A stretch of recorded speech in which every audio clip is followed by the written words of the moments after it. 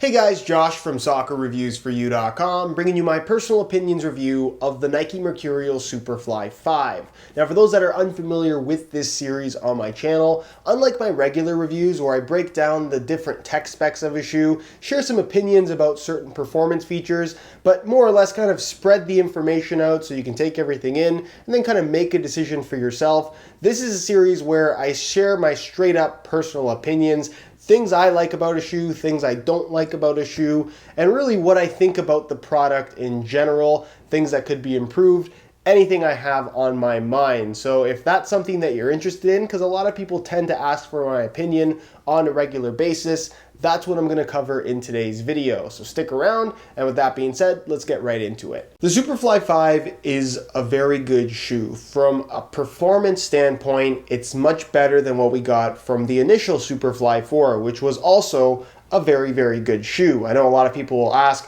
which one is better? Which one do I prefer? I do prefer the Superfly 5, and if you guys do want to see a direct comparison between the two shoes, I'll leave a little pop-up on screen to the comparison video that's already up on my channel. Now, with this shoe, when I first put them on, I immediately thought that they were more comfortable than the Superfly 4. I thought they fit a little bit better. They got rid of a little bit of, I guess, excessive volume in the toe box and forefoot area. So it just had a little bit more of a snug fit in general, eliminating any extra negative space, again, given that you have the proper sizing. So the fit I thought was very, very good. The upper itself also feels a little bit softer. It does have, I guess, more of a padded quality to it, and that's because it's thicker in general. And kind of the trade-off they made coming from the Superfly 4, which was a super thin layer of Flyknit with your Brio cable reinforcements, Brio cable / Flywire, they're kind of the same thing. And then you had an internal synthetic material lining the inside of the shoe, just adding structure to what is a very thin knitted upper. With the Superfly 5, they added more Flyknit material, making the actual Flyknit base for the upper a little bit thicker than the Superfly 4, but because of that, they were able to eliminate all of the internal kind of synthetic material that kind of takes away from the sock-like experience that a shoe like this with a knitted upper is supposed to provide in the first place. So in regards to just feeling more natural on your feet, I like that about the Superfly 5. It's not quite as thin as the Superfly 4, but it still does provide a nice barefoot sensation,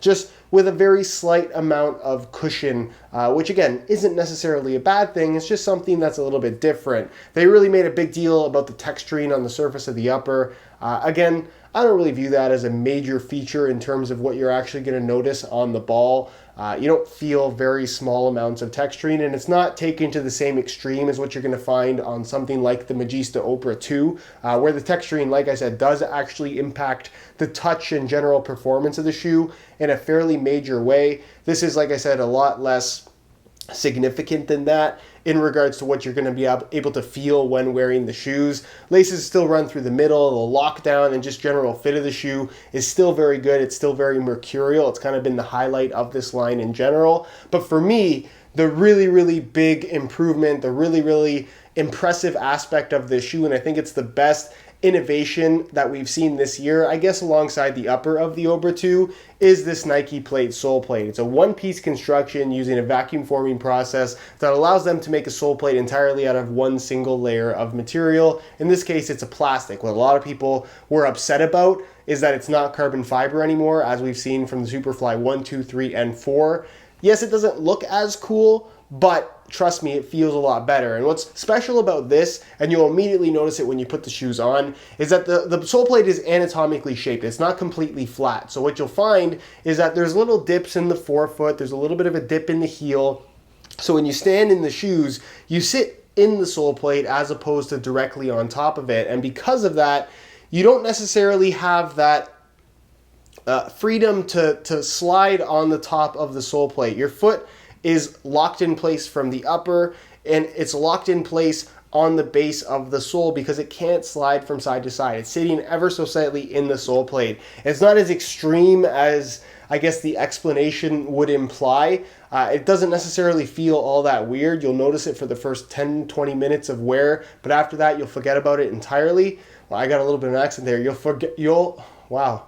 forget about it entirely. But it's it's something that, like I said, really does have a big impact in terms of taking responsiveness to the next level. The Superfly 4 was a very, very responsive shoe. This is just as responsive in terms of what they've delivered with the upper, but also is a little bit softer, which I think is more comfortable in the long run. And then when you add the lockdown that you get from the bottom of your foot because of this sole plate, your foot's really not sliding around on the inside of the shoe. So it really does give you that kind of one-to-one connected feel to the shoe itself, which, like I said, I think is the highlight of these new high-end Mercurials, be it the Superfly 5 or the Vapor 11, because that shoe also does include this new Nike plate sole plate. So really good feature, my personal favorite kind of innovation that we've seen from the new Superfly 5, and I guess from Nike in general. It's really, really cool, and it's something that I really would like to see in the future on some of their other shoes, maybe on a different platform in terms of the shape, because obviously this is going to be a lot more of a tighter fitting shoe in comparison to something like a Tiempo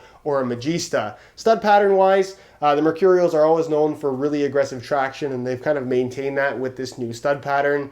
It's very aggressive. I would say it's probably the best traction you can get from a Mercurial thus far, which is good, but it's not leaps and bounds over what we've had in the past. It works very well. It's very aggressive when pushing off in pretty much any direction. And if you've worn Mercurials in the past and you like the traction that they have on offer, you'll enjoy what you get from the latest generation of Mercurial. If I had some complaints about the shoe, it's in regards to the heel and collar area. The heel for me, while it's a lot more comfortable than what you got from the Superfly 4, it feels a little bit shallow at the very back. I wish it had a little bit of a deeper fit, if that makes any sense, where the internal structure came up slightly higher, but that's kind of a minor complaint, and that's really going to be something that feels better or worse depending on the shape of your foot and your heel specifically. So that's just, for me, kind of a personal complaint, but not necessarily something that's going to affect or impact everybody across the board.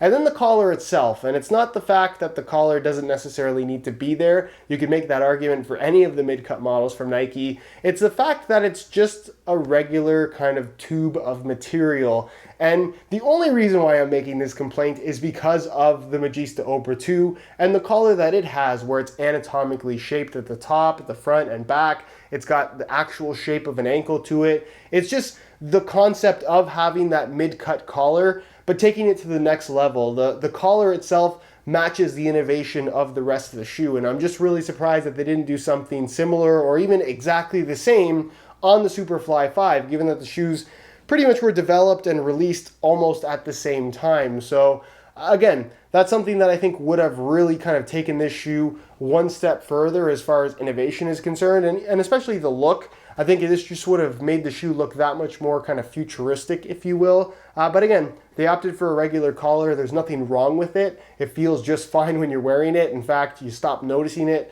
after a couple wears entirely. But I just think that something like what we got on the Obra 2 would have fit really well on this particular model, but they didn't do it for whatever reason. So that's pretty much it in terms of what you're getting with the Superfly 5, what I personally think of the shoe. It's not really my cup of tea in terms of what I would pick in a pair of soccer cleats. I tend to prefer slightly more padded shoes, generally tend to prefer leather, not necessarily something that has this tight of a fit, but because of how good this shoe is, I really do not mind wearing them. And again, the feel of that Nike plate is something that I think is really special, and it sets apart the Vapor 11 and the Superfly 5 from any other kind of lightweight, thin synthetic shoe out there at the moment. So if all of that sounds good to you, this is definitely one of those shoes that should be on your radar, because like I said, it is a very, very good performer. All right, guys, so that is it for my personal opinions review of the Nike Mercurial Superfly 5. If you have any questions regarding anything that I talked about in today's video, leave them down below in the comments, and I definitely will get an answer out to you. If you have any suggestions for other personal opinions reviews you'd like to see on the channel, leave those suggestions down below as well, and I'll take a look at what you guys have to say. If you enjoyed today's video, found it helpful and informative, be sure to support it with a like. Subscribe if you haven't already for daily videos on all the latest and greatest soccer gear. You can find all my social media information linked in the description as well. And other than that, guys, hope you enjoyed today's video, and as always, thanks for watching.